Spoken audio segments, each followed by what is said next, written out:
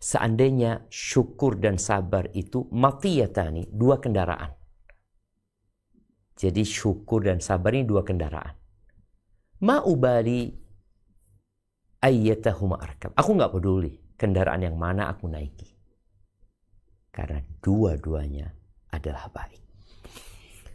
Subhanallah. Tatkala syaitan, iblis ya. Iblis itu dilaknat karena dia nggak bersyukur. Karena dia congkak. Karena dia angkuh. Karena dia nggak nurut. Intinya dia nggak bersyukur. Karena sejatinya ujian yang Allah berikan itu imma syakiran wa imma kafura. Orang itu jadi pandai bersyukur atau jadi orang yang kufur. Dan iblis tahu apa yang menyebabkan dia dilaknat, diusir dari surga Allah Azza wa Jal. Dia nggak bersyukur. Ketika dia tahu hal itu, maka iblis berupaya sekuat tenaga, sepanjang masa. Bahkan iblis nggak pernah tidur siang. Untuk membuat manusia tidak bersyukur. Apa kata Allah Azza wa Jal di surat Al-A'raf ayat 16 dan 17. Nah, silahkan dibaca.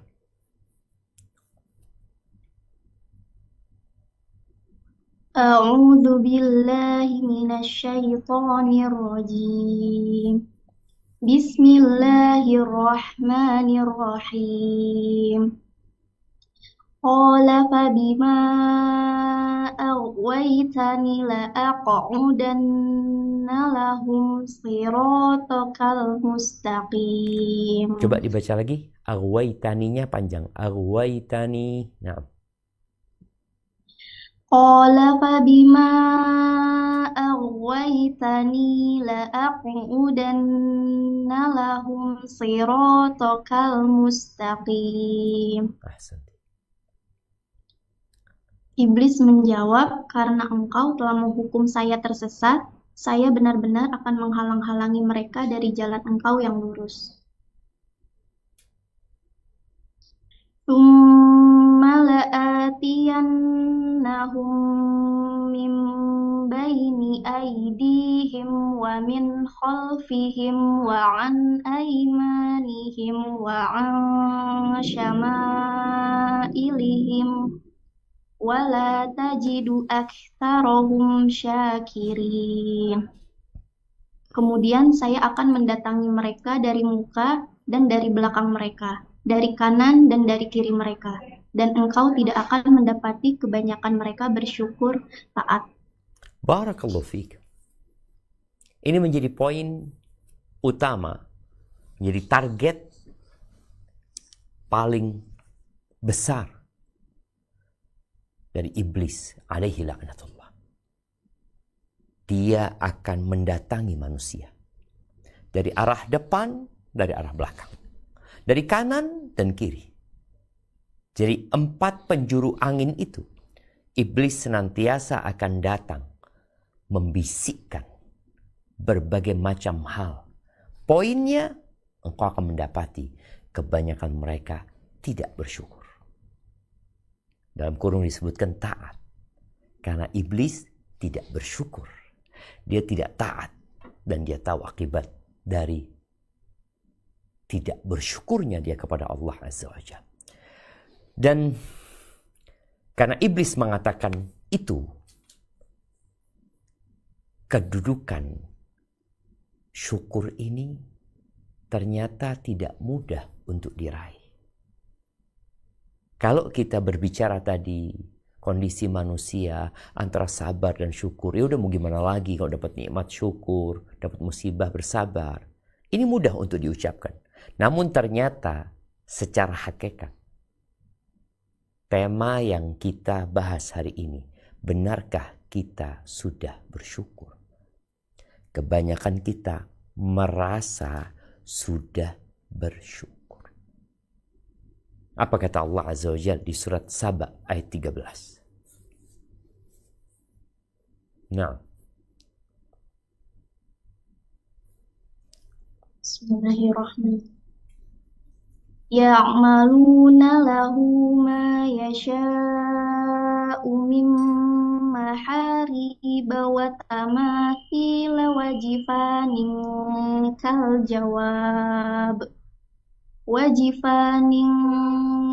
jawab wa qudurir rasiyat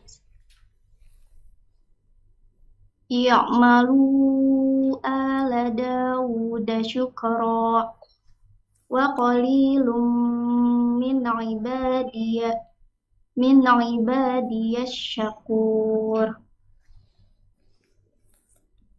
Para jin itu membuat untuk Sulaiman apa yang dikehendakinya dari gedung-gedung yang tinggi dan patung-patung dan piring-piring yang besarnya seperti kolam dan periuk yang tetap berada di atas tungku.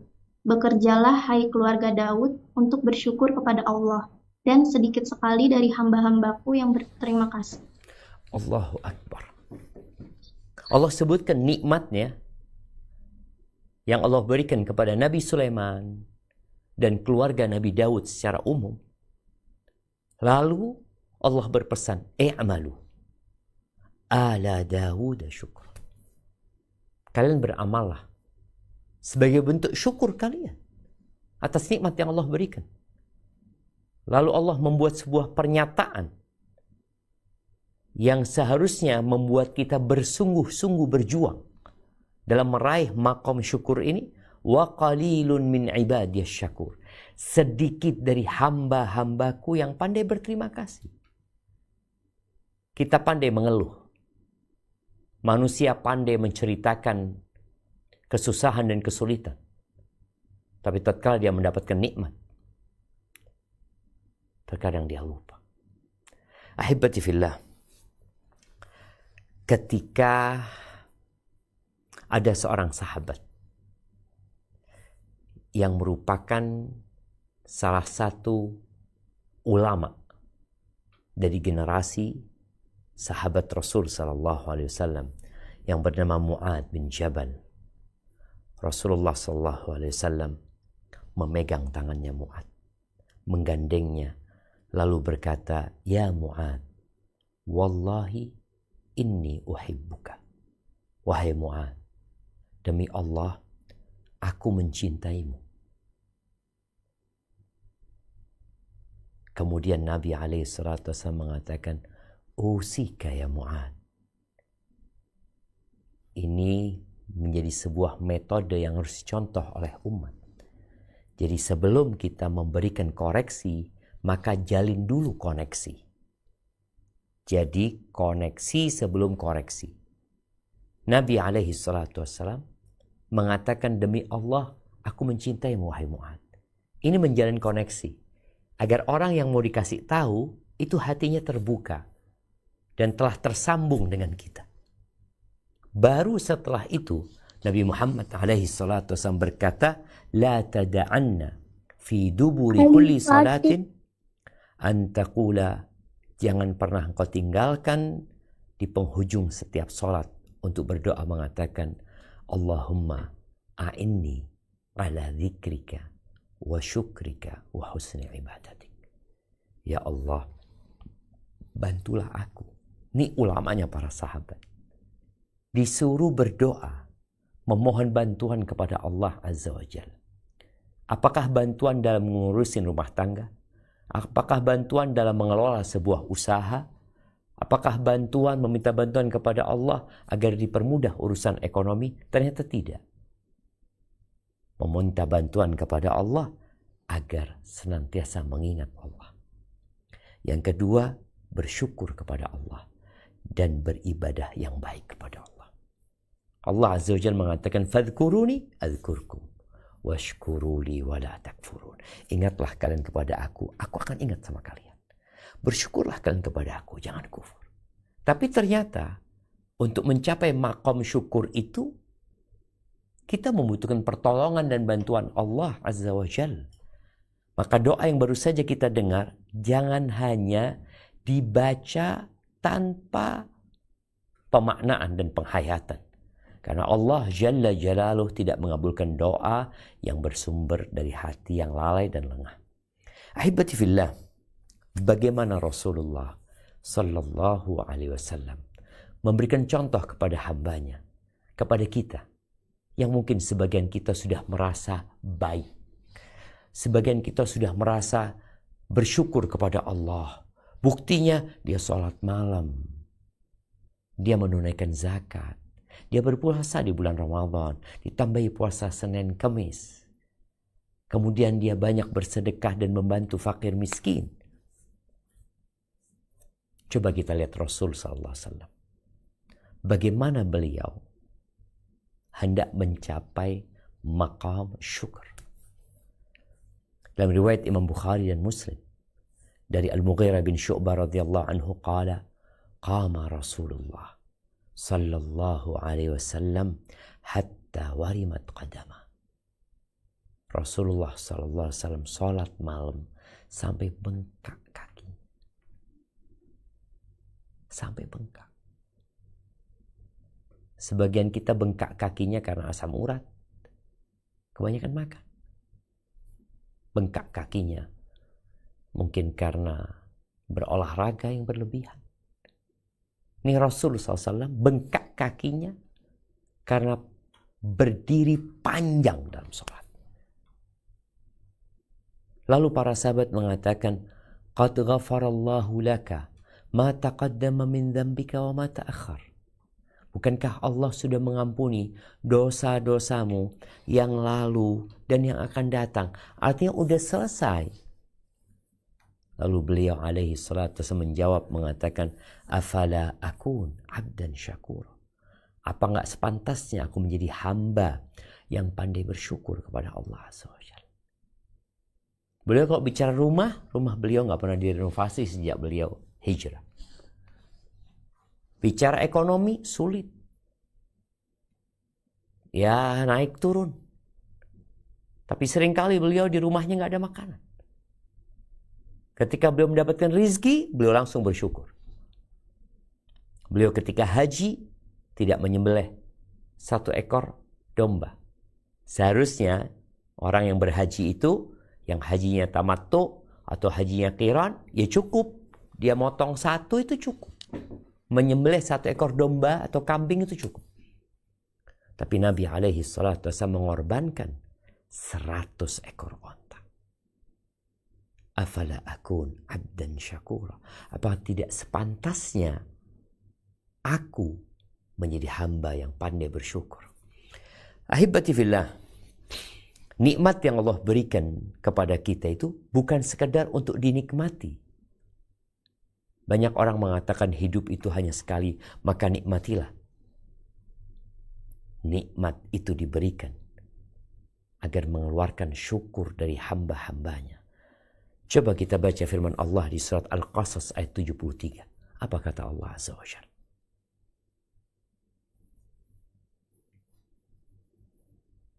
Bismillahirrahmanirrahim. وَمِنْ رَحْمَتِهِ جَعَلَ لَكُمُ اللَّيْلَ وَالنَّهَارَ لِتَسْكُنُوا فِيهِ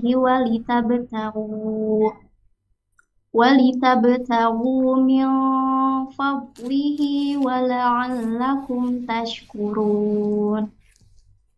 Dan karena rahmatnya dia jadikan untukmu malam dan siang supaya kamu beristirahat pada malam itu dan supaya kamu mencari sebagian dari karunia-Nya pada siang hari dan agar kamu bersyukur kepadanya. Allahu Akbar. Jadi siang malam ini nikmat yang Allah berikan kepada kita. Di malam hari kita bisa istirahat. Mungkin sebagian kita merasa ya memang sejak dulu kayak gitu. Siapa yang menjadikan itu malam? Siang hari terang benderang. Kita bisa bekerja tanpa membutuhkan penerangan. Lalu Allah mengatakan, وَلَعَلَّكُمْ تَشْكُرُونَ. Agar kalian bersyukur. Yang menyebabkan kurangnya syukur kita perlu mengetahui sebab. Agar kita bisa memperbaiki diri kita. Orang kalau tahu bahwa penyebab dia sakit asam urat itu karena dia mengkonsumsi kacang-kacangan berlebihan, maka dia akan mengurangi. Kita perlu tahu penyebab kita kurang bersyukur. Agar kita bisa melawan misi dan konspirasi yang dilakukan oleh iblis dan bala tentaranya. Yang pertama adalah lalai terhadap nikmat. Lalai terhadap nikmat. Padahal nikmat yang Allah berikan itu banyak dan kita tidak akan mampu menghitungnya. Allah mengatakan wa in ta'uddu ni'matallahi la tuhsuha. Jikalau kalian hendak menghitung nikmat yang Allah berikan, la tuhsuha, kalian gak akan pernah bisa menghitungnya. Innal insana la zalumun kafar. Sesungguhnya manusia adalah makhluk yang sangat zalim dan sangat kafir. Itu manusia. Dia lupa dengan nikmat. Karena biasanya nikmat yang terus-menerus diberikan, itu membuat manusia tidak sadar kalau itu nikmat loh. Kalau itu harus disyukuri. Coba kita merenungkan bersama-sama nikmat yang Allah berikan agar kita menghargai dan kemudian menjadi hamba yang mensyukuri nikmat tersebut.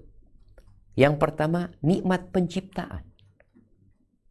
Kita nih ada ya. Alhamdulillah. Sebelumnya kita nggak ada. Kok bisa kita ada? Lalu kita bisa menikmati hidup di muka bumi ini. Yang kedua, nikmat Allah jadikan kita manusia.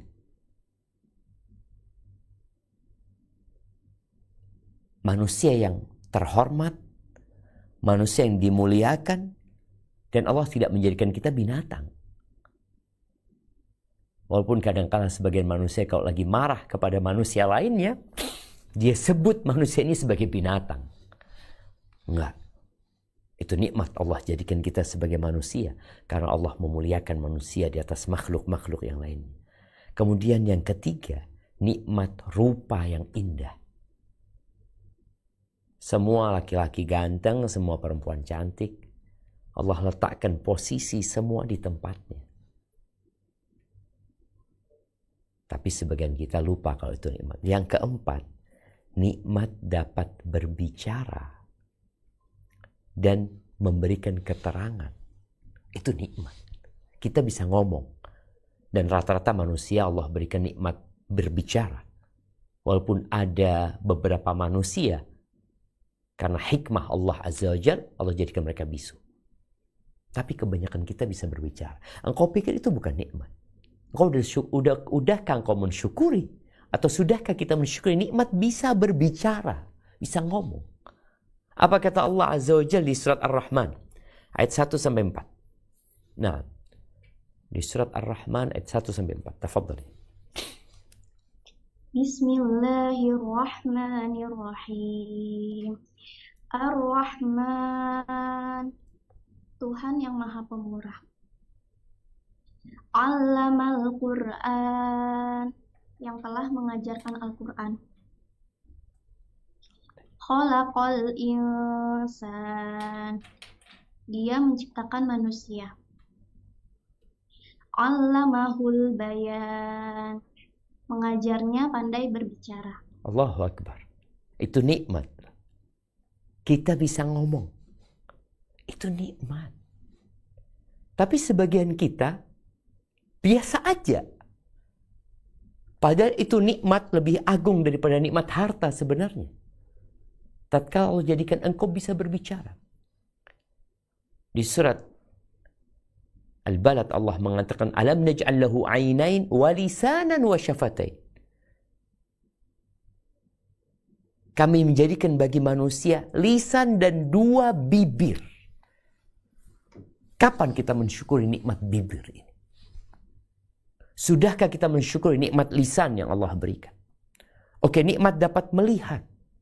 Kita memandang, melihat. Dari sejak lahir sampai hari ini.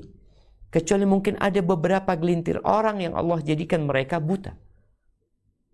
Tapi yang Allah jadikan bisa melihat. Sudahkah kita mensyukuri nikmat melihat? Nikmat dapat mendengar? Kita dapat berbicara, memandang dan mendengar? Engkau pikir itu bukan nikmat? Engkau pikir itu nggak harus disyukurin. Apa kata Allah Azza wa Jalla di surat An-Nahl ayat 78? Allah berfirman, nah. Bismillahirrahmanirrahim. Wallahu akhrajakum min butuni ummahatikum la ta'lamuna syai'an waja'ala lakumus sam'a wal absara wal afidah la'allakum tashkurun. Dan Allah mengeluarkan kamu dari perut ibumu dalam keadaan tidak mengetahui sesuatu pun. Dan Dia memberi kamu pendengaran, penglihatan, dan hati agar kamu bersyukur. Allahu Akbar. Allah sebutkan nikmatnya di sini. Nikmat ilmu. Kita nggak ngerti apa-apa keluar dari perut ibunda kita. Lalu kita bisa tahu. Kemudian kita bisa mendengar. Kita dapat melihat. Dan Allah jadikan buat kita hati yang dengannya kita dapat berpikir, merenungkan dan menghayati. Supaya apa? La'allakum tashkurun. Agar kalian bersyukur. Sudahkah kita mensyukuri nikmat ilmu? Nikmat pendengaran? Nikmat penglihatan? Nikmat hati? Maka Allah katakan sedikit dari hambaku yang pandai bersyukur. Kemudian nikmat bergerak. Imma kita berjalan, tangan kita bisa bergerak, kaki kita bisa melangkah, kita bisa duduk, kita bisa berdiri. Apakah engkau pikir itu bukan nikmat yang harus disyukuri? Atau sebagian kita akhirnya tatkala mendapatkan musibah, dia lupa dengan semua nikmat yang tadi kita bicarakan. Bahkan dia merasa seperti orang yang paling sulit hidupnya. Kenapa bisa seperti itu? Dia lupa. Lalai dengan nikmat yang Allah berikan. Tapi nikmat rasa. Kita bisa merasakan manis, pahit, kecut, asin, hambar. Ingat ketika COVID-19. Tatkala sebagian kita mengkonsumsi apapun rasanya sama. Mungkin sebagian orang dia makan, Ustaz, ana cuma makan nasi sama garam. Oke, engkau melihat nasi sama garam. Rasanya gimana? Asin. Engkau bisa merasakan asin, itu nikmat dari Allah Azza wa Jalla. Dan berapa tahun digunakan nikmat rasa itu. Dan kita belum mensyukuri. Kita tidak menganggapnya nikmat. Biasa aja. Dan kemudian nikmat bagaimana Allah tundukkan binatang-binatang. Allah tundukkan bumi ini untuk kita. Untuk manusia. Kalau bicara binatang, sayur-sayuran, ikan. Itu Allah tundukkan untuk menjadi nikmat buat manusia. Mungkin sebagian orang ketika dia makan ikan, ya Allah, ikan teri kecil ya. Di ikan itu ada banyak nikmat. Dari mulai engkau bisa melihat itu ikan teri. Engkau bisa ngomong ikannya teri. Kemudian kau rasakan ada asin. Ada banyak nikmat yang belum kita syukuri. Nikmat air. Yang dengan air ini Allah tumbuhkan tanaman-tanaman. Yang segala sesuatu yang hidup diciptakan dari air. Kita bisa membersihkan diri kita dengan air. Dan orang akan merasakan nikmat air ini kalau dia kehilangan air. Di tempat-tempat bencana, ketika banjir, dia nggak bisa menggunakan air bersih. Dia akan tahu ternyata air itu nikmat. Nah, dan Allah bisa jadikan air itu asin kalau Allah berkehendak. Kita minum air saja itu nikmat yang harus disyukur. Bisa merasakan air dengan lisan kita, bisa memegang dengan tangan kita. Hanya air ya. Jangan bicara yang lain. Apa kata Allah Azza wa Jal di surat Al-Waqi'ah ayat 68 sampai 70. Nah. Bismillahirrahmanirrahim. Afara'aitumul ma'alladzi tashrabun. Maka terangkanlah kepadaku tentang air yang kamu minum.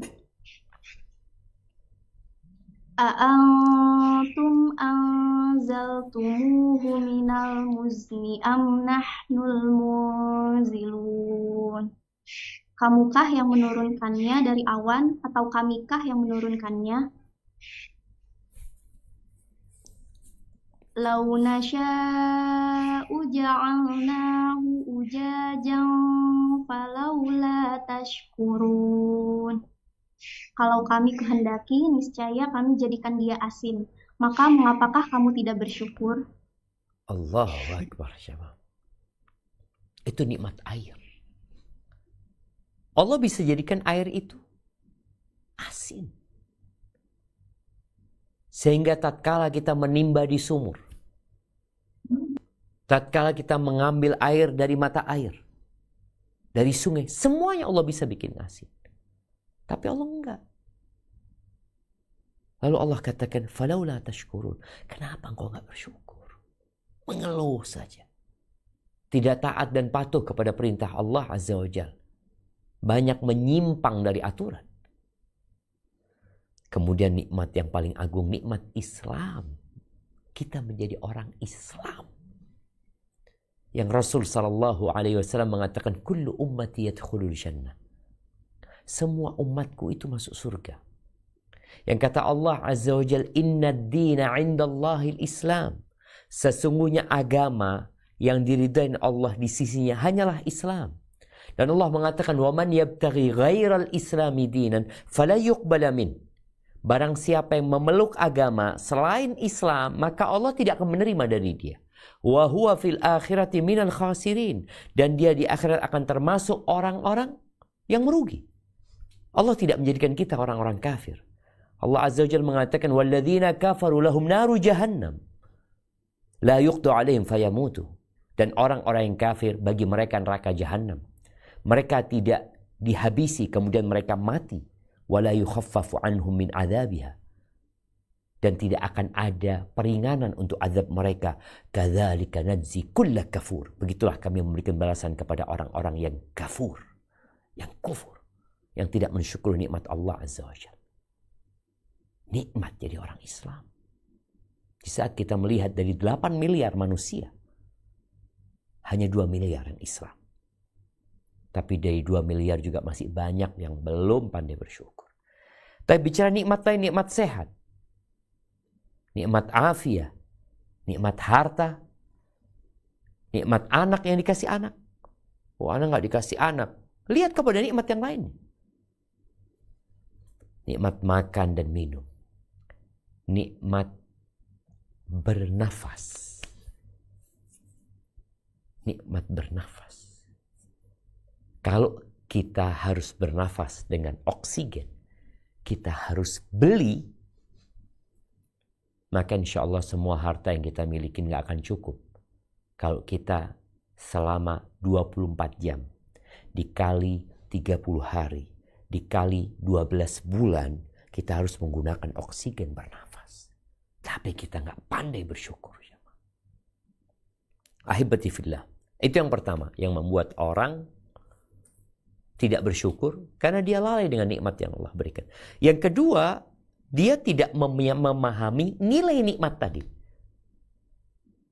Oke, dia tahu, dia sadar, oke, pendengaran nikmat dari Allah Azza wa Jalla, kesehatan nikmat. Tapi dia tidak memahami nilai dari nikmat tersebut.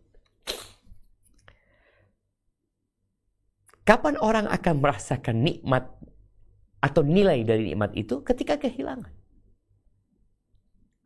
Hasan al-Basri mengatakan, man lam yara lillahi alaihi ni'mah, barang siapa yang tidak memandang bahwa Allah memberikan kepada dia nikmat kecuali makan dan minum, maka ilmu dia sangat dangkal sekali.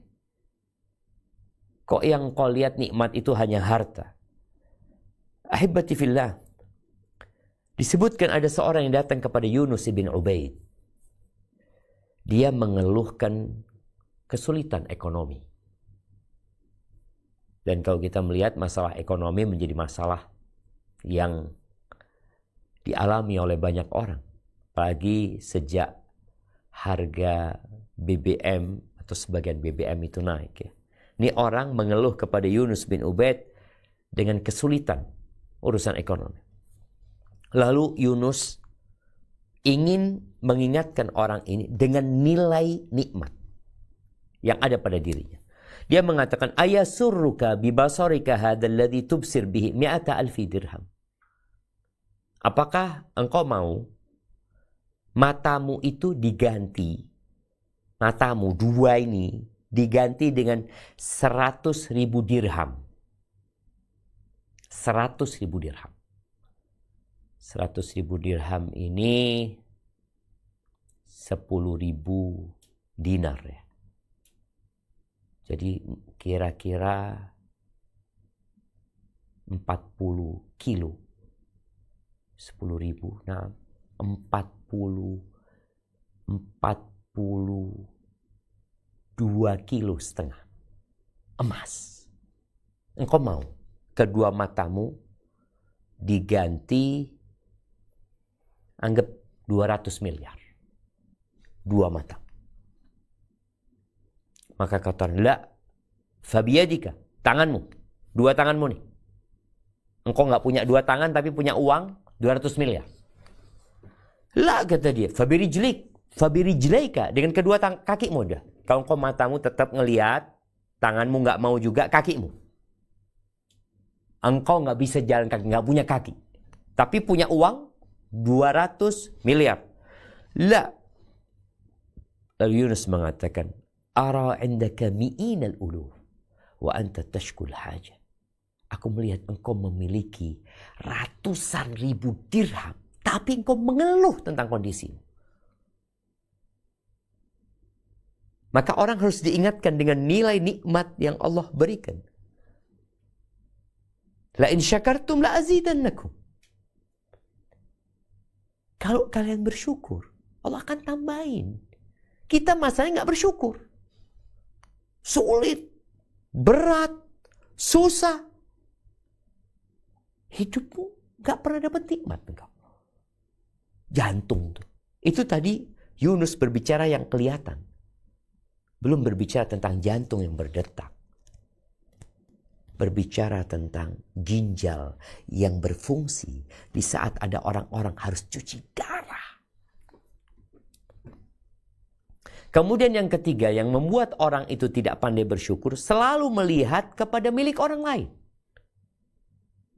Memandang kepada milik orang lain.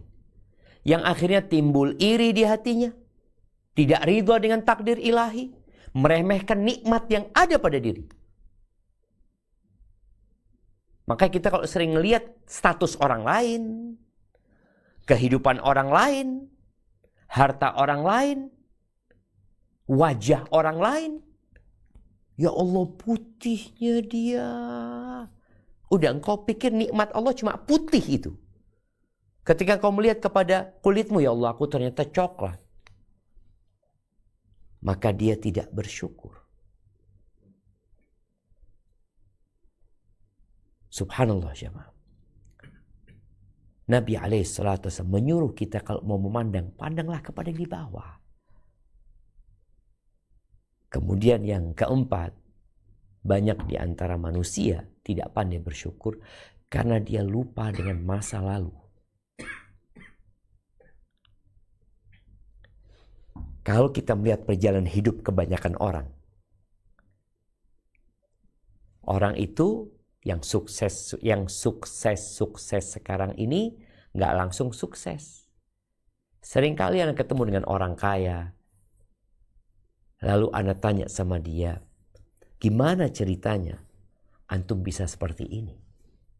Ya Allah, saat dulu Ana jadi kurir Ustaz, nganter barang. Dulu Ana jadi kuli di Tanah Abang, angkat barang. Dulu anak dia mulai menceritakan bagaimana kesulitan yang dia alami. Sampai kemudian dia sukses. Ketika sukses, dia bangkrut umpamanya. Dia kehilangan uang 10 miliar. Tapi masih ada 20 miliar. Namun dia mengeluh, ini loh, engkau dulu 1 juta gak punya. Susah hidup. Ingat cerita Nabi Muhammad SAW tentang 3 orang dari kalangan Bani Israel. Yang satu botak, yang satu kena penyakit kulit, yang satu buta. Kemudian Allah berikan apa yang mereka inginkan. Allah bikin mereka sembuh dari semua penyakit mereka. Allah berikan harta kepada mereka. Lalu datanglah kepada yang dulu rambutnya rusak. Orang minta-minta karena dia punya harta banyak. Tapi gak dikasih. Lalu diingatkan sama orang ini malaikat yang Allah kirimkan ya. Bukankah engkau dulu botak gitu? Rusak rambut tuh. Engkau gak punya apa-apa. Dia mau, enggak, aku ini dari dulu kayak gini. Aku mewarisi ini dari nenek moyangku. Ini lupa dengan masa lalu. Yang satu juga, yang kulitnya rusak, Allah berikan kulit yang indah. Lalu diingatkan, aku memohon kepadamu dengan nama Allah yang telah memberikan kepadamu kulit yang indah dan harta yang berlimpah. Mintalah 1 sapi atau onta. Oh, enggak ada, banyak hak-hak yang harus dikeluarkan.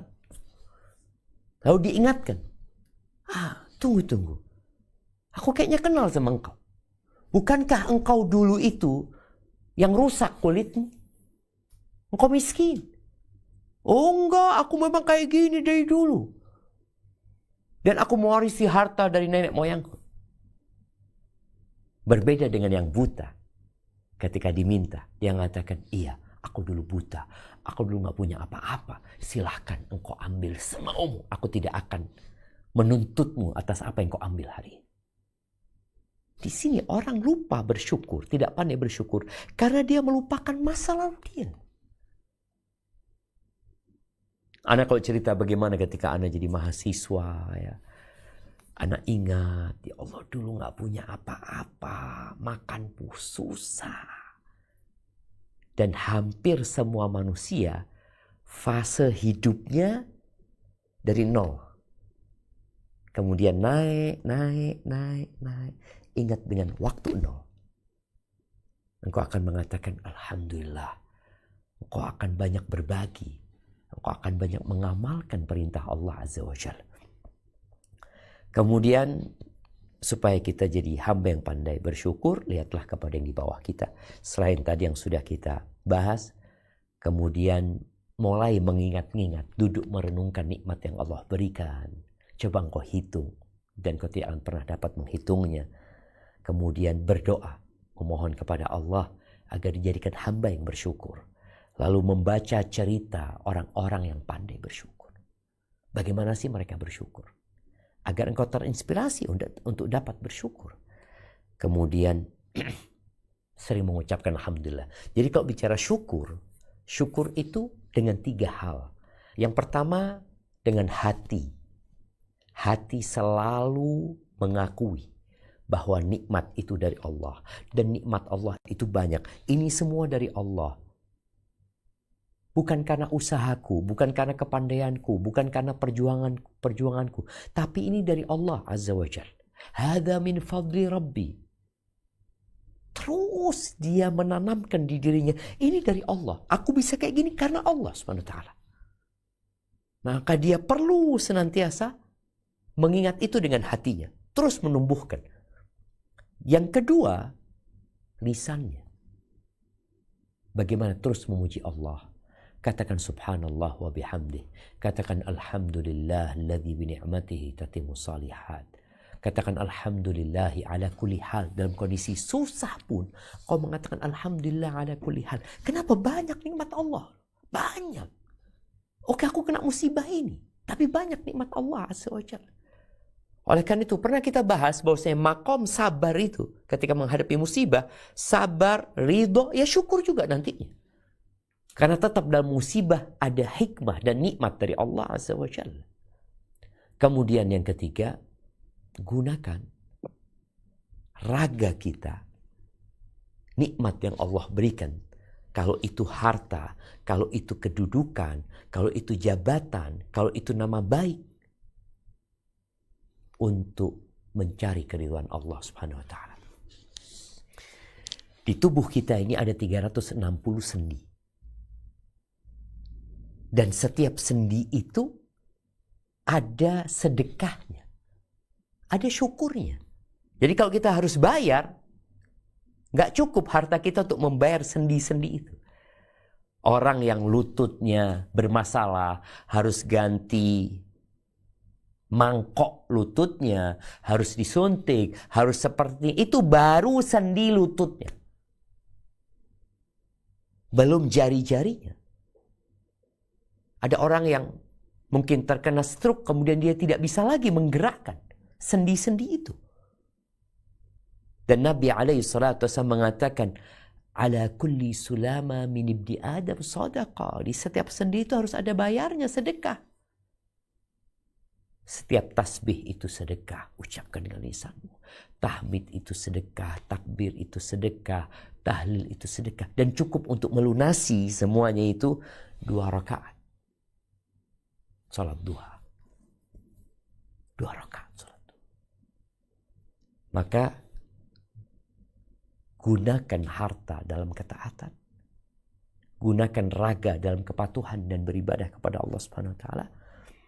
Setiap selesai makan engkau ucapkan alhamdulillah. Makan apapun engkau makan, apapun. Katakan alhamdulillah.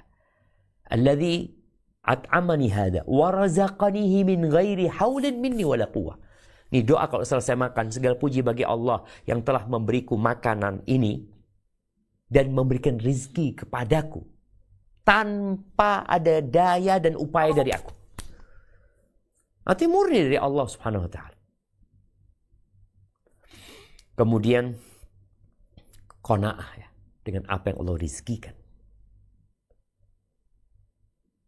Dalam sebuah hadis Nabi SAW berkata kepada Abu Hurairah, kun qani'an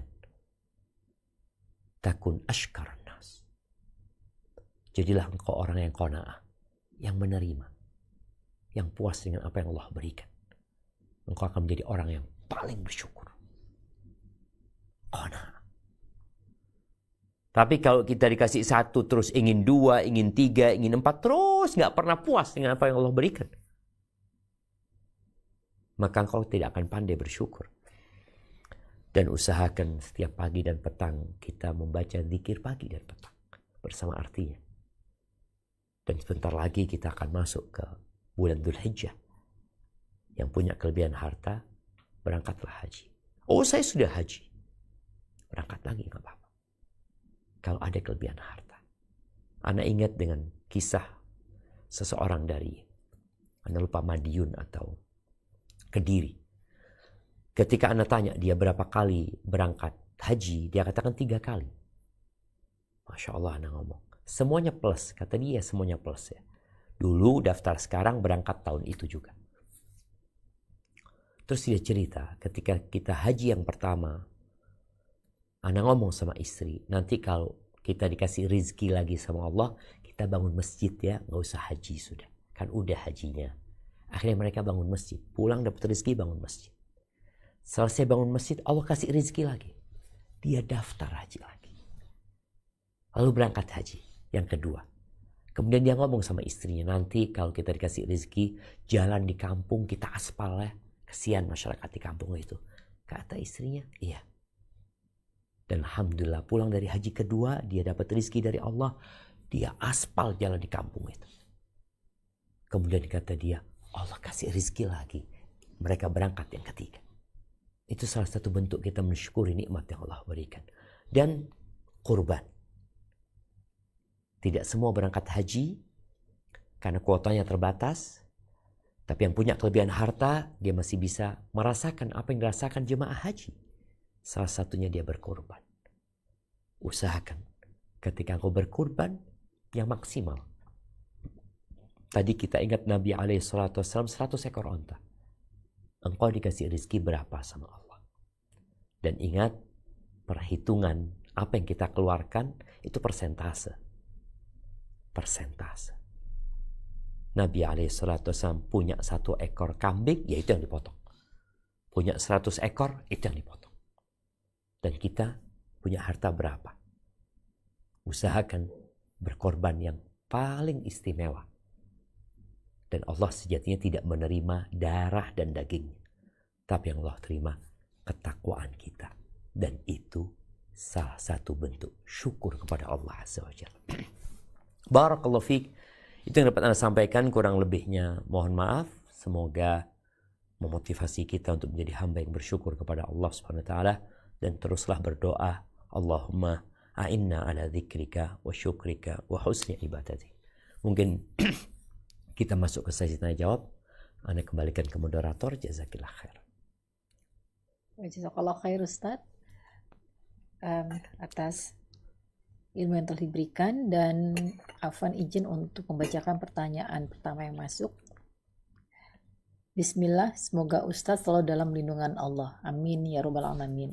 Ustadz, awal menikah saat ada cobaan, saya masih melihat lebih banyak yang bisa disyukuri dengan kuat dengan adanya suami. Namun setelah beberapa tahun dan cobaan datang juga dari suami, saya merasa berat untuk bersyukur meski juga tidak berani untuk komplain pada Allah.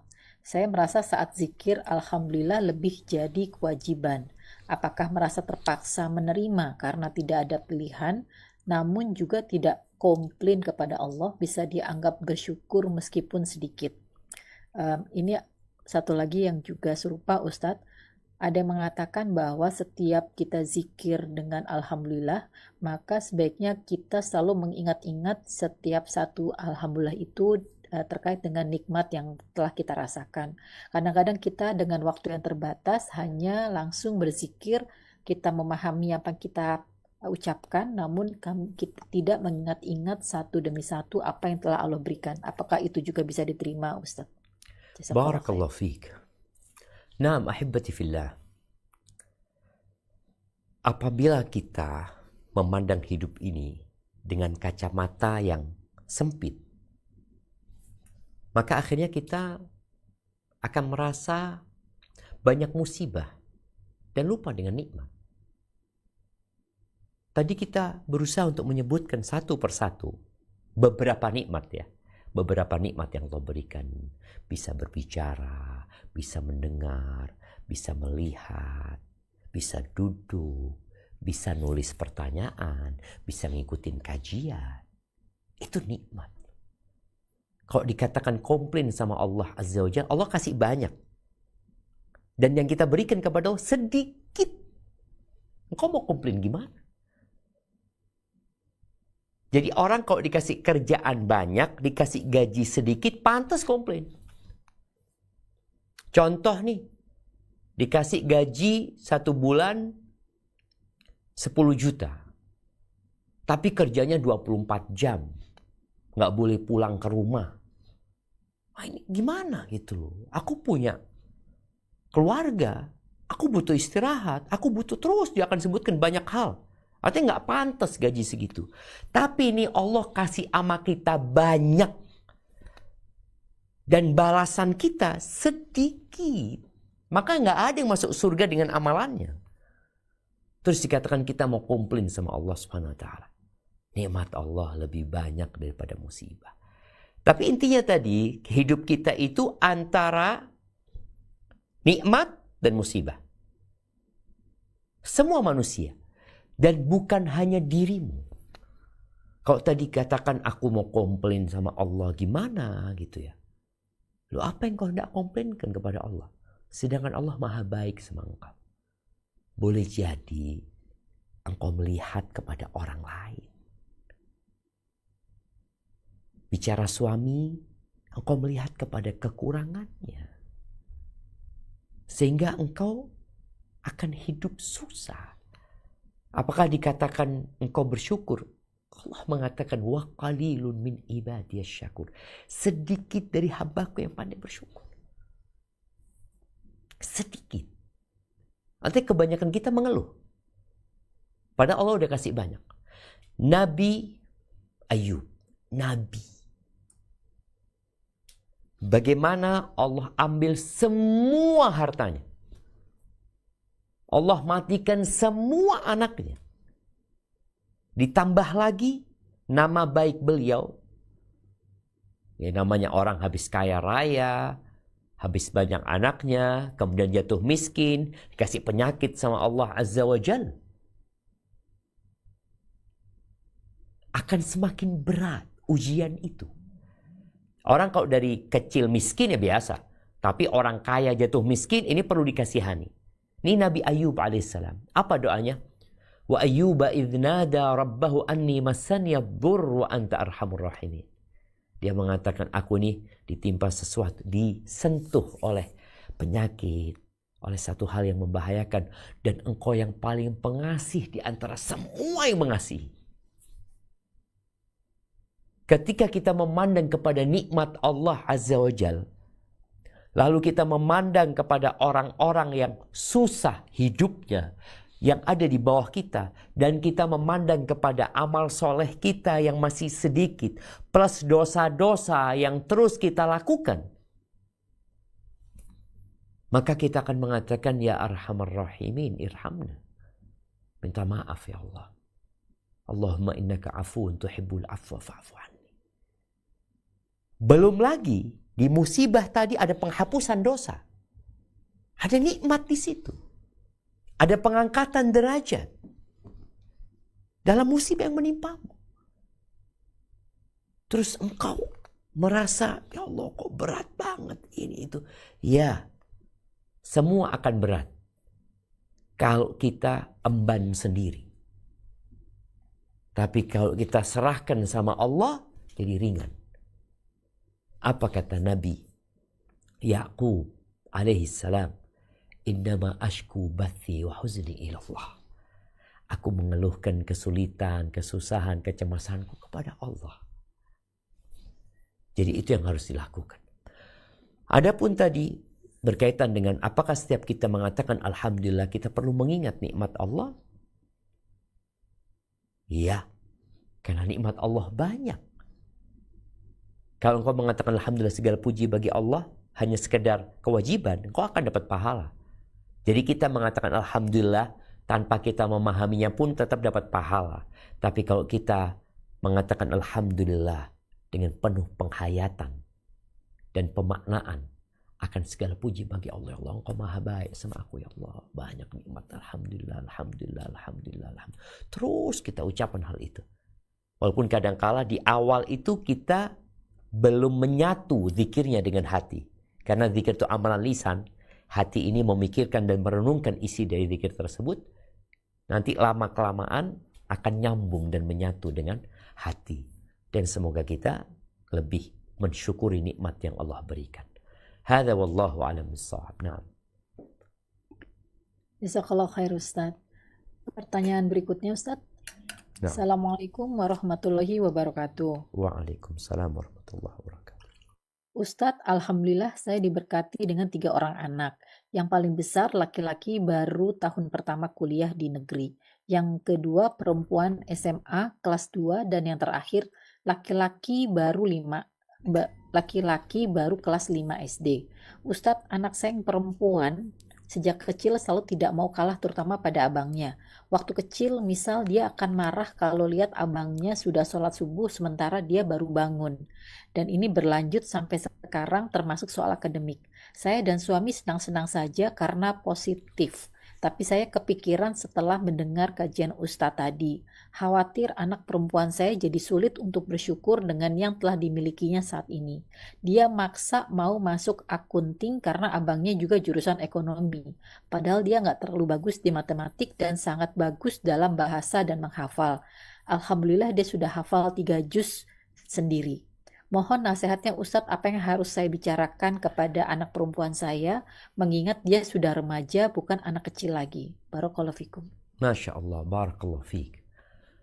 Naam. bicara anak-anak yang mau kuliah, biasanya mereka yang mau masuk kuliah itu ada ujian, apa namanya? Ujian bukan kepribadian, kecondongan dia. Dia itu sebenarnya tepatnya di mana? Anak itu ikutkan itu saja. Sehingga dia bisa memahami tentang dirinya lewat ada pertanyaan-pertanyaan yang diberikan. Karena ingat ada kawan yang dia ketika menjawab pertanyaan itu, dia nggak sungguh-sungguh. Akhirnya dia lebih cocok katanya ke kedokteran, padahal dia sama sekali nggak ada kecondongan ke sana.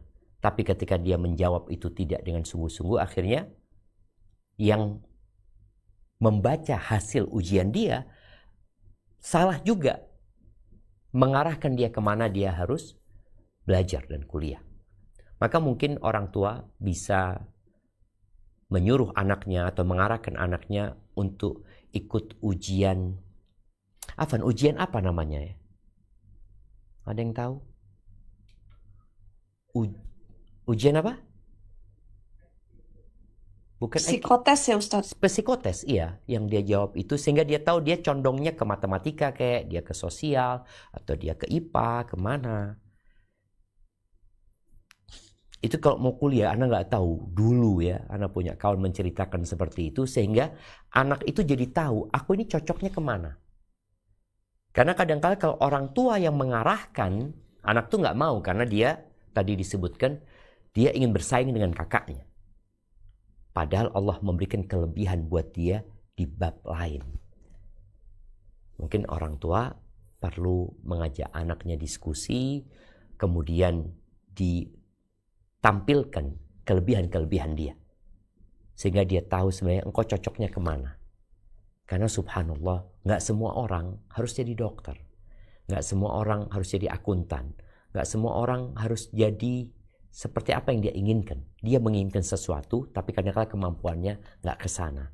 Di sini tugas orang tua untuk memberikan arahan dan selalu mendoakan anaknya, lalu ajak anaknya juga untuk melihat kepada orang-orang yang lebih susah, sehingga dia akan lebih pandai mensyukuri nikmat yang Allah berikan kepadanya. Hadza wallahu a'lam bissawab. Barakallahu fikum Ustadz. Itu tadi mungkin tes bakat minat ya Ustadz? Ada. Tes bakat minat, sahih. Sampai sekarang masih ada? Masih Ustadz. Jadi Masih yang mau masuk kuliah itu? Bisa kadang dari sekolah atau secara individu Pribadi. itu pribadi bisa ikut tes tersebut untuk tahu kelebihan dan kekurangannya ya, maksudnya yang mesti dikembangkan apalagi gitu. Masya Allah ya, tes bakat minat. Nah, sahih. Barakallahu fiik, jazakillah khairan. Berikutnya kita berikan kesempatan untuk Ukhti Putri Afan satu pertanyaan dan mohon sebisa mungkin sesuai dengan tema. Jazakillah khairan Ukhti Mala. Assalamualaikum warahmatullahi wabarakatuh Ustaz. Waalaikumsalam warahmatullahi wabarakatuh. Naam, tafadhali. Hayakumullah Ustaz. Allah yuhayyik. Afwan Ustaz, tadi awal kajian Ustaz mengatakan Allah tidak akan mengabulkan doa kita ketika hati kita itu lalai. Apakah ketika kita sedang futur Ustadz, itu sudah pasti doa kita tidak dikabulkan ya Ustadz? Dan apakah futur itu adalah tandanya kita tidak mensyukuri nikmat Allah ya Ustadz? Karena qadarullah Ustadz, ketika sedang futur terkadang yang tadinya sholat malamnya 8+3 jadinya 2+1 gitu Ustadz. Terkadang ayatnya mungkin panjang-panjang, ya ini ya yang singkat-singkat gitu Ustadz. Nah. Ya, mohon nasihatnya Ustadz. Jazakallahu khairan wa barakallahu fiik Ustadz. Assalamualaikum warahmatullahi wabarakatuh. Waalaikumsalam warahmatullahi wabarakatuh. Nah, ahibati fillah, kalau bicara doa, memohon kepada Allah Azza wa Jal, Nabi alaihissalatu wassalam menyebutkan, la yastajibullah du'aan min qalbin lahid ghafil. Allah tidak mengabulkan doa yang bersumber dari hati yang lalai dan lengah dia. Artinya dia nggak serius ketika berdoa. Dia tidak sungguh-sungguh ketika memohon kepada Allah Subhanahu wa taala. Kemudian apakah orang yang futur kemudian dia berdoa, doanya tidak akan dikabulkan? Ya tergantung apakah syarat dan ketentuan doa itu dia penuhi atau tidak. Memang orang yang futur ini ya bisa dikatakan dia sedang tidak bersyukur kepada Allah Subhanahu wa taala atau kurang syukurnya. Karena boleh jadi tadi sholat sunnahnya berkurang, ketaatannya berkurang, alhamdulillah kalau dia belum terjerumus ke dalam dosa. Karena ada yang futur hanya meninggalkan yang sunnah-sunnah. Tapi ada orang yang tidak pernah melakukan yang sunnah. Jadi ketika futur yang wajib pun berantakan. Bahkan dia terjebak ke dalam dosa. Maka ini tanda memang tidak bersyukur kepada Allah Azza wa Jalla atas apa yang Allah berikan kepada dia. Maka buat orang-orang yang sedang futur, doa yang tadi diajarkan Nabi alaihi salatu wasallam kepada Mu'adz bin Jabal perlu untuk diminta terus sama Allah. Minimal di penghujung setiap sholat. Kalau tadi memang sholat sunnahnya pun hilang. Bukan hanya berkurang ya. Dia sholat wajib saja. Maka jangan lupa untuk membaca Allahumma a'inni ala dzikrika wa syukrika wa husni ibadatik. Kemudian periksa dan cari tahu apa penyebab futurnya dia. Karena secara umum penyebab futur itu adalah dosa. Tapi boleh jadi ada kebiasaan-kebiasaan yang mungkin tidak berdosa, tapi kita kebanyakan melakukannya. Banyak makan, banyak ngobrol, banyak nonton, banyak mungkin kumpul sama teman-teman ya. Ini termasuk banyak tidur juga yang menyebabkan orang akhirnya hatinya rusak sehingga dia kurang bersyukur kepada Allah Subhanahu wa taala. Hadza wallahu a'lam bissawab. Nah. Barakallahu fikum Ustaz. Berikutnya saya bacakan dulu sebelum kita beri kesempatan untuk yang bertanya langsung. Assalamualaikum warahmatullahi wabarakatuh Ustaz. Waalaikumsalam warahmatullahi wabarakatuh. Orang tua saya sudah berpisah sejak saya dan kakak saya masih kecil. Tapi saya ingat bagaimana ayah saya menyakiti fisik dan mental pada mama. Dan setelah pisah, mama harus kerja keras sendiri menghindari ayah dan bekerja untuk membesarkan kami berdua. Saat ini saya dan kakak alhamdulillah sudah hidup baik dan giliran menjaga mama. Dan tiba-tiba ayah datang dengan kondisi sakit keras. Saya dan kakak memutuskan membantu secukupnya karena tetap dia adalah ayah. Tapi mama melarang dan akan mengucapkan kami anak durhaka kalau membantu ayah. Saya coba ingatkan mama untuk bersyukur terhadap apa yang telah kita punya saat ini dan mencoba memaafkan ayah. Tapi hati mama sangat keras. Apakah mama dan kami berdosa Ustadz jika menghalau ayah pergi? Apakah bisa dibilang kami kurang bersyukur? Barakallahu fiik. Naam, ahibati fillah. Barang siapa yang menebar pasir, maka dia akan menuai badai ya. Apa yang dia tebar dia itu yang akan dia dapatkan. Kama tadinu tudan, sebagaimana engkau berbuat maka seperti itu pula akan diperbuat kepadamu, dan balasan sesuai dengan amal perbuatan. Baik, kembali kepada cerita tadi. Ada orang tua yang berpisah, lalu sang bapak tidak tanggung jawab kepada anak-anaknya. Mungkin dia juga menikah, mungkin juga tidak. Terus tadi sang ibu membesarkan anak-anaknya. Perlu diketahui bersama bahwa perceraian itu hanya memisahkan antara suami dan istri saja. Tapi hubungan ukhuwah Islamiyah tidak putus. Kemudian hubungan anak sama orang tuanya tetap. Itu anak ibunya dan anak bapaknya. Bapaknya bertanggung jawab full seharusnya memberikan nafkah kepada anak-anaknya. Apa yang harus dilakukan sekarang? Karena sang ibu sakit hati. Sedangkan sang anak punya kewajiban berbakti kepada ibundanya dan juga berbakti kepada ayahandanya. Dan dia harus lebih berbakti kepada ibunya, baru ayahnya. Maka dalam kondisi seperti ini, berusaha dia tetap berbakti kepada keduanya tanpa menyakiti salah satunya.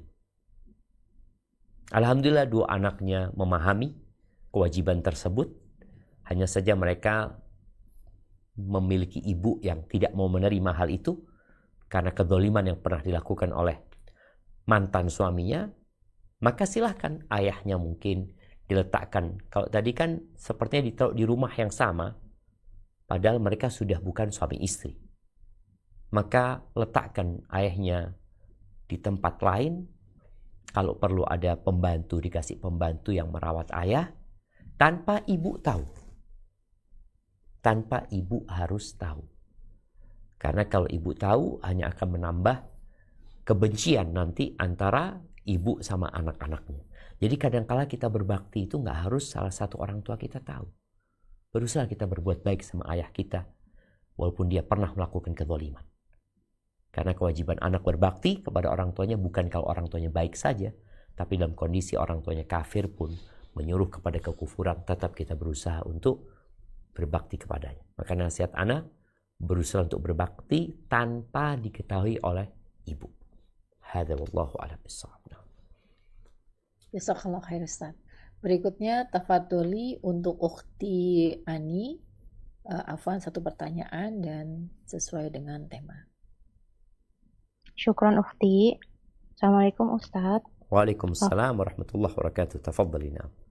Afwan Ustadz, izin bertanya. Suami saya saat ini sedang bekerja di perusahaan Islami dengan pemiliknya kebetulan salaf dan lingkungan kerja dan laki-laki semua.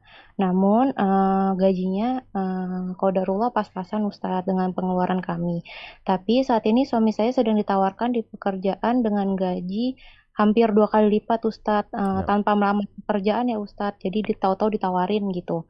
Nah, sejujurnya kami berat untuk melepas perusahaan yang sekarang gitu. Namun karena kami memiliki banyak hajat seperti ingin melunasi hutang-hutang riba, umroh, birrul walidain, dan menyekolahkan anak di sekolah yang agamanya bagus Ustadz, dan bisa sedekah juga ke beberapa orang gitu Ustadz. Bagaimana menurut pandangan Ustadz dengan keputusan yang harus kami ambil? Apakah suami saya harus mengambil pekerjaan ini atau tetap di perusahaan yang lama gitu, pekerjaan ini, maksudnya pekerjaan yang ditawarkan ini, apakah akan menjaga keimanan dan ketakwaan suami? Nah, betul Ustadz. Akan. Karena di perusahaan yang baru ini bukan lingkungan Islamik gitu Ustadz, karena ada perempuannya juga gitu. Siap. Menurut Ustadz. Barakallahu fiik. Syukran Ustadz, jazakallah khair. Ahibati fillah, berkaitan dengan memilih dua pekerjaan tadi. Jadi kalau pekerjaan ini dua-duanya sama-sama halal, sama-sama diperbolehkan, maka dia lihat sisi yang lainnya. Sisi lain tadi gaji mungkin oke, gaji ini lebih besar, ini lebih kecil. Jadi perlu membuat sebuah pertimbangan, perbandingan sekarang. Maka nasihat anak kepada yang bertanya tadi, tulislah apa kelebihan bekerja di tempat ini dan apa bahaya bekerja di tempat ini atau kekurangan bekerja di tempat ini. Jadi nanti dibandingkan positif dan negatifnya. Baru nanti engkau bisa menetapkan kayaknya bertahan di sini atau pindah. Karena terkadang kita itu pada saat membandingkan nggak apple to apple. Sehingga kita mikir, oh ini kayaknya gajinya bagus, ini itu macam. Oke, dari sisi itu. Tapi nanti akan ada yang dikorbankan. Boleh jadi gajinya lebih banyak dan rencana tadi ingin bersedekah, ingin ini dan itu, bubar. Ketika tidak diberkahin sama Allah SWT. Karena ada satu dalam hal lain yang mungkin bertentangan dengan syariat. Maka nasihat ana, silakan membuat perbandingan antara, apalagi sekarang ada AI, ada ChatGPT, tinggal kita tuliskan di sana, kemudian dia akan membuat perbandingan, lalu silahkan musyawarah sama suami, setelah itu sholat istikharah, minta pilihan sama Allah SWT. Tapi kalau ternyata di tempat kerja yang gajinya pas-pasan tadi, itu lebih aman untuk keimanan, untuk ketakwaan. Dan insya Allah gaji yang sedikit itu Allah berkahin. Tinggal bagaimana mencari income dengan cara yang lain. Cara memperbanyak istighfar, memohon ampun kepada Allah Subhanahu Wa Taala, memperbanyak sholat malam. Terus kita cari jalan lain. Tidak harus dengan bekerja saja. Mungkin itu nasihat ana, sehingga nanti baru bisa mengambil keputusan. Hadza wallahu a'lam bissawab. Jazakallahu khair Ustaz. Pertanyaan berikutnya Ustaz. Naam, tafadhali. Bismillah. Ustadz, alhamdulillah kami mendapatkan rezeki dagang cukup besar. Namun kami alokasikan semua untuk menutup hutang kami yang riba dan non-riba dan membiayai pendidikan anak. Dan hanya sangat sedikit rasanya untuk bersedekah. Kami agak was-was kurang bersyukur pada rezeki yang Allah berikan. Mohon nasihatnya Ustadz. Dan afwan Ustadz, ini ada yang serupa, yaitu izin bertanya Ustadz tentang tidak berkurban karena mau bayar kuliah. Apakah termasuk kurang bersyukur Ustadz? Masya Allah, barakallahu fiik. Naam, ahibati fillah. Kita perlu belajar yang namanya fikih prioritas. Ada wajib, ada sunnah. Sunnah pun ada sunnah yang muakkadah, yang ditekankan, ada yang tidak ditekankan. Maka seorang muslim tatkala dia mempelajari hal itu, dia akan menjadi hamba yang bersyukur kepada Allah Azza wa Jalla tatkala dia menjalankan tugas-tugas yang wajib dia lakukan. Umpamanya tadi, dia nggak bisa sedekah karena uang yang dia milikin itu digunakan untuk membiayai anak-anaknya yang sedang sekolah atau melunasi utang-utangnya. Dia bersedih hati karena tidak bisa bersedekah. Kalau engkau punya niat bersedekah dan benar niatmu tulus lillahi ta'ala, lalu engkau tidak bisa bersedekah, tetap ditulis pahala sedekah untuk dirimu. Dia nggak bisa sedekah karena uangnya nggak ada, habis. Kemudian kalau tadi dikatakan orang ini punya kewajiban membayar tanggungan. Anaknya harus kuliah, anaknya harus sekolah. Gimana kalau dia kurban, akhirnya anaknya nggak bayar sekolah. Padahal jadi kewajiban orang tua untuk melunasi SPP anaknya. Maka lebih baik engkau lunasi yang menjadi kewajibanmu. Jadi hendaklah setiap orang itu memahami mana yang wajib, mana yang sunnah. Dalam sunnah pun tadi ada sunnah yang ditekankan, ada sunnah yang biasa aja. Sehingga seorang muslim proporsional dan profesional ketika dia menjalani tugasnya sebagai hamba Allah Jalla Jalaluh.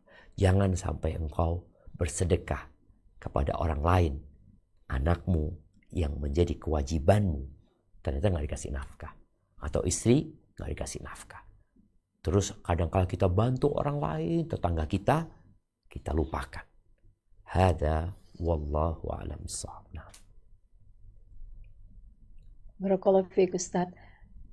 Apakah masih bisa bertanya Ustadz? Siap, Masih mungkin 2-3 pertanyaan lagi. Ini ada pertanyaan, mungkin tidak terlalu relate, tapi mohon bantuannya Ustadz. No. Bismillah, semoga Allah mudahkan pertanyaan ini diloloskan. Izin bertanya Ustadz, saya seorang menantu yang terjebak dalam lingkaran orang tua suami yang berpenghasilan haram, menjual miras. Yang ingin saya tanyakan, jika suami alias anaknya ketika pulang kampung menjenguk orang tuanya, meminjam memakai motor yang dibeli cara haram buat dipakai ke masjid, apakah boleh? Karena masjidnya sangat jauh, pasar dan kemana-mana jauh. Lalu bagaimana hukum memakan jamuan yang di situ ada keluarga tersebut? Ada yang melangsungkan walimah namun orang tuanya penghasilannya dari menjual rokok. Dan bagaimana cara menasehati orang tua agar tidak dibilang fanatik masalah haram? Karena berkaitan masuk ke perut. Karena suami saya menasehati justru dibilang durhaka dan berubah. Dan suami saya diam tidak protes terhadap pekerjaan ayahnya yang sudah puluhan tahun menjual haram. Dan terakhir, apakah warisannya, bagaimana hukum warisannya juga Ustaz? Masya Allah, barakallahu fiikum. Naam, ahibati fillah. Berkaitan dengan harta haram ini, Rasul SAW mengatakan, ayyuma lahmin nabata min suhtin fannarub awla bihi. Daging mana saja yang tumbuh dari hal yang haram, dari penghasilan yang haram, maka neraka lebih pantas baginya. Berkaitan dengan orang yang penghasilannya haram. Penghasilan haram ini ada dua. Yang pertama berkaitan dengan barang itu haram. Barang itu barang curian. Sehingga ketika dia kasihkan kepada anaknya, ketika digunakan untuk masak, dia ambil beras milik orang, kemudian dia masak, maka barang itu tetap haram, tidak boleh dimakan. Motornya juga seperti itu. Kalau motor itu motor curian, kemudian dibawa ke rumah, kita nggak boleh pakai motor tersebut, karena itu motor orang. Namun, kalau penghasilannya cara haram, tapi secara akadnya ada saling ridho di antara mereka, maka sebagian ulama membolehkan kita untuk memanfaatkan atau menerima pemberian dari orang yang seperti itu. Contoh, walaupun yang lebih baik warok kita tinggalkan ya. Contoh, orang ini riba. Dia kerjanya membungakan uang. Lalu dia beli sesuatu ke toko kita dengan uang tersebut. Kita mendapatkannya tidak dengan riba. Kita mendapatkannya dengan akad jual beli. Umpamanya dia ketika ke rumahnya, dia masak. Kita mendapatnya sebagai sesuatu yang disuguhkan kepada kita. Tapi ingat, ini bukan macam yang pertama. Macam yang kedua tadi, yang sebenarnya jual beli miras ini diharamkan oleh Allah SWT, tapi di situ ada ridho biridho. Dia tidak mengambil harta orang lain dengan cara yang orang itu tidak ridho dengan ketika kita jual beli sama dia. Jadi yang lebih waro adalah meninggalkannya. Tapi kalau engkau tidak mungkin menghindari hal tersebut, maka semoga nggak ada masalah. Engkau makan di sana. Seperti ketika kita bertamu ke rumah teman yang dia pelaku riba, kemudian dia menyuguhkan makanan, yang lebih hati-hati ya kita tidak mengkonsumsi makanan mereka seperti itu. Hadza wallahu a'lam bishawab. Dan orang tua ketika memberikan nasihat kepadanya, jangan bicara tentang haramnya miras. Dia tahu miras itu haram, tapi sudah menjadi sumber penghasilan dia. Ajalah orang tua ke kuburan untuk mengingat kematian. Ajalah dia untuk mengingat Allah Subhanahu wa taala, menampakkan kepada dia nikmat-nikmat yang Allah berikan, supaya hatinya terbuka dulu, baru setelah itu dikasih nasihat. Hadza wallahu a'lam bishawab. Nah. Jazakallah khair Ustaz. Pertanyaan berikutnya Ustaz. Ahsanallahu ilaikum Ustaz. Semoga Allah selalu memberkahi Ustaz dan keluarga. Allahumma amin. Ustaz, mohon nasihatnya untuk Ana. Saat ini qadarullah wa ma sa'a fa'ala, Ana gagal lagi bayi tabung yang ke-8 kali. Dan sebulan berikutnya Ana baru tahu kalau suami ternyata telah diam-diam menikah siri dengan tetangga dan sedang hamil 4 bulan. Bolehkah Ana berhenti sejenak untuk mengucapkan alhamdulillah dan hanya zikir lainnya sampai Ana bisa ikhlas, ataukah Ana tetap memaksa mengucapkan alhamdulillah dengan hati yang sangat berat saat ini? Mohon nasihatnya Ustaz. Barakallahu fiik. Kalau bicara berhenti mengatakan alhamdulillah, seakan-akan engkau nggak ada nikmat lagi yang didapatkan dari Allah Subhanahu wa taala. Tadi kita berusaha untuk mengingatkan ya, nikmat yang Allah berikan, nikmat air. Gimana kau tidak mengatakan alhamdulillah? Kau mau berhenti mengatakan alhamdulillah, Allah berikan mata, Allah berikan pendengaran, Allah berikan ginjal. Engkau mungkin belum dikasih anak, tapi Allah berikan banyak nikmat kepadamu. Engkau bisa bernafas. Gimana kau mau berhenti mengatakan alhamdulillah? Hanya gara-gara satu perkara yang secara agama pun suamimu tidak melakukan perbuatan dosa. Dan dia sembunyi-sembunyi karena dia tidak ingin menyakitimu. Dia ingin punya anak.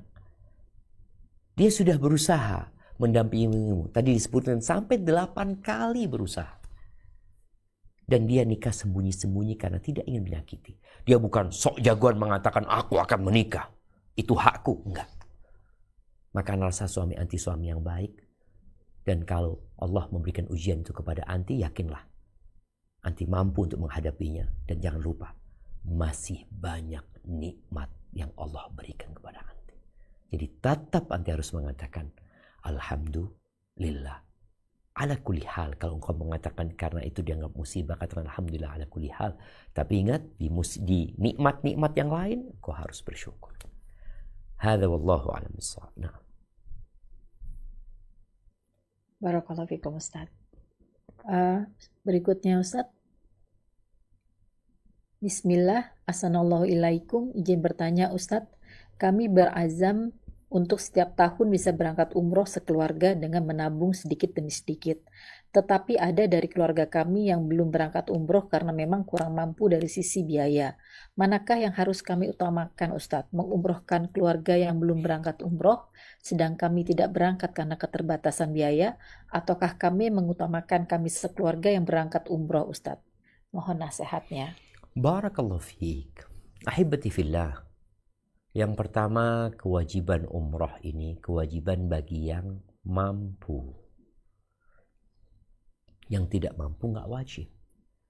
Kalau dikatakan tadi ada keluarga, ada kerabat, mereka belum berangkat umroh, mereka memang nggak mampu. Nggak wajib juga mereka menerima tawaran dari kita. Yuk aku berangkatin umroh ya. Mereka nggak mampu. Mereka nggak wajib terima. Jadi kalau kita mau berangkat umroh, berangkatlah umroh. Nggak ada masalah. Kalau engkau memang punya kelebihan harta. Tapi jangan lupa untuk peduli dengan kerabat kita. Dari sisi kehidupan mereka. Bukan memberangkatkan umroh mereka ya, bukan. Tapi dari sisi memenuhi kebutuhan mereka. Kita punya kerabat, sulit makan. Maka berikan makanan kepada mereka. Sulit untuk sekolah, melanjutkan pendidikan. Maka berikan bantuan kepada mereka. Jadi bukan harus memberangkatkan umroh mereka. Karena mereka sejatinya tidak wajib berangkat umroh. Dan sekali lagi kalau kita umpamanya daftarkan umroh ini buat mereka, mereka tidak wajib menerima juga. Karena mereka memang nggak mampu. Boleh jadi mereka lebih mau untuk biaya hidup mereka. Namun kadangkala kita melihat ada kerabat kita yang kita ingin berangkatkan umroh. Dengan harapan dia menjadi orang yang soleh. Dengan harapan dia mendapatkan hidayah di sana. Dia bisa berkumpul dengan orang-orang yang baik ya. Maka ini salah satu sarana untuk berbagi hidayah dengan saudara kita.